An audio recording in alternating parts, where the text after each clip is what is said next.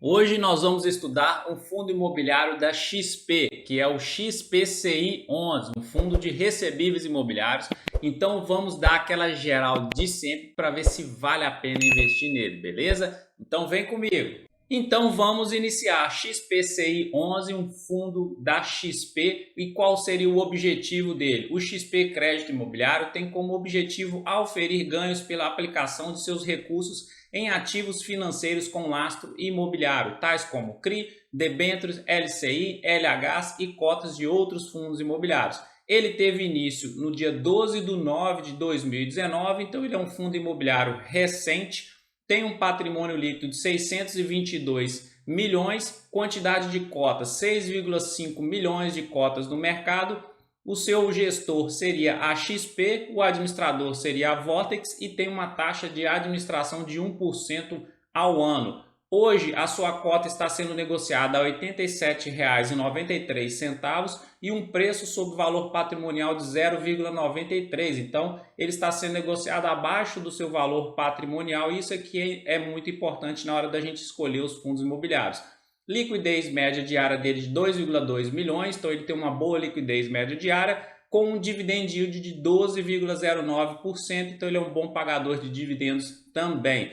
E ele teve uma desvalorização de 3,36% nos últimos 12 meses, até que ela é pequena em comparação a outros fundos imobiliários, e no mês atual ele teve uma desvalorização de 7,92%. Olhando o resultado financeiro e distribuição por cota nos últimos 12 meses, o mais importante aqui para a gente seria o resultado do fundo imobiliário. Por exemplo, maio de 2021, cada cota teve um resultado de 1,47, ou seja, R$ 1,47, e foi distribuído como rendimentos R$ 1 por cota, ok? E aqui então o maior rendimento que ele teve por cota foi aqui em maio, R$ 1, junho também R$ 1, setembro e outubro também desse ano, R$ 1 distribuído por cota.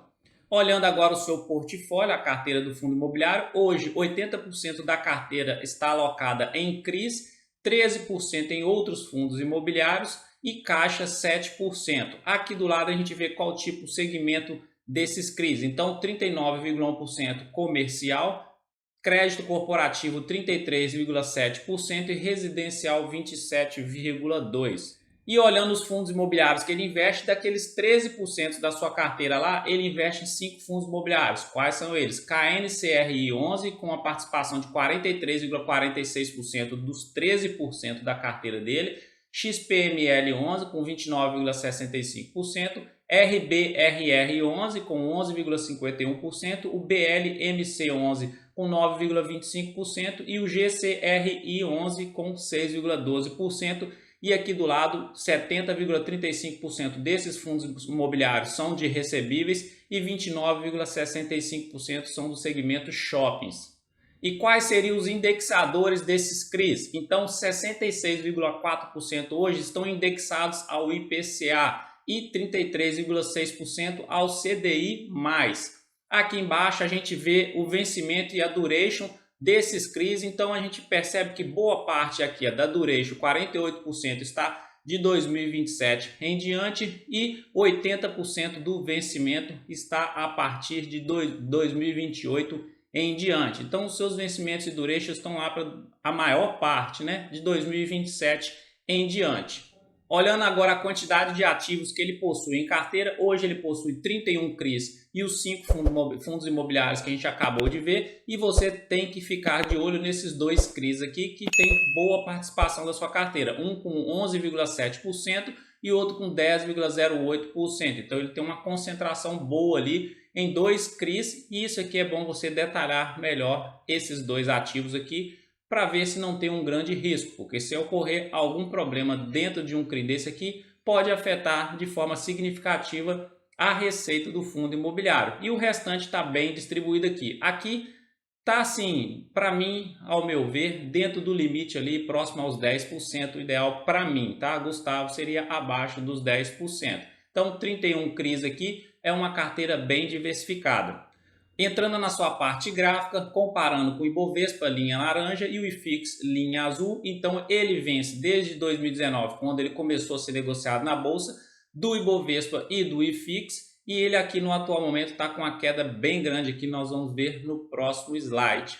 Pegando agora o gráfico semanal, detalhando ele um pouco mais, ele teve a queda de março de 2021 e depois veio respeitando essa LTA, essa linha de tendência de alta aqui tranquilamente, veio se recuperando, recuperou até a mais da queda aqui do topo anterior dele, só que agora no atual momento, na última semana ele teve uma queda forte. Quando ele perdeu essa LTA, ele perdeu um pouco de força e na semana passada ele teve essa queda, fechou abaixo da média móvel de 72 períodos. Isso aqui é um ponto a ficar preocupado com o fundo imobiliário, porque agora essa média móvel ela se torna uma resistência e não é mais um suporte. Então vamos prestar atenção durante essa semana no comportamento do mercado para ver se ele já volta agora no início da semana para cima da média móvel, enquanto ainda essa resistência não está tão forte, ou se ele continua caindo aqui. Aqui embaixo o MACD dele está apontando para baixo, azul por baixo da laranja, isso aqui sinaliza essa tendência de baixa ainda, e o índice de força relativa também está apontando para baixo e força vendedora está mais forte do que força compradora. Gráfico semanal resumindo tendência de baixa no atual momento. Olhando o gráfico diário agora, está nessa tendência, nos últimos 4 dias teve grande queda aqui, então caiu, ó, braçou o joelhinho aqui, está despencando, está descendo mesmo.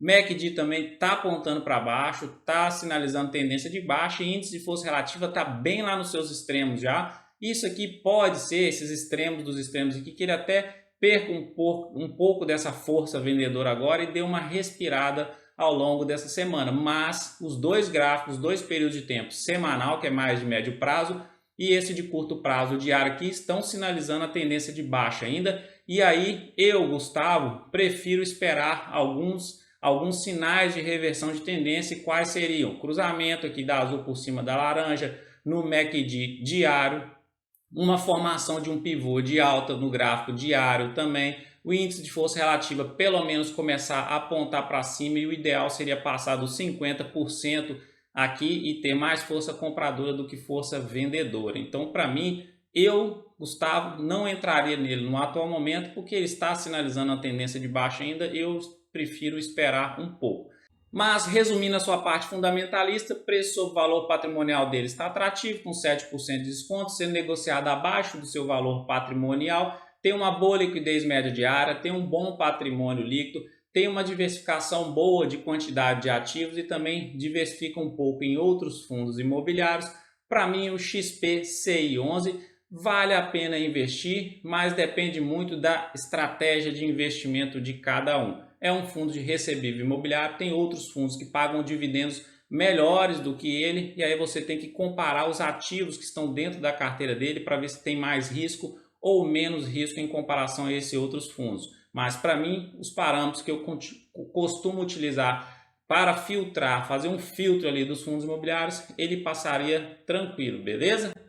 Então é isso, se você gostou desse vídeo, já dá uma curtida, já se inscreva aqui no canal, ative esse sininho de notificações aí. Um grande abraço, fique com Deus, uma ótima semana para você e tchau!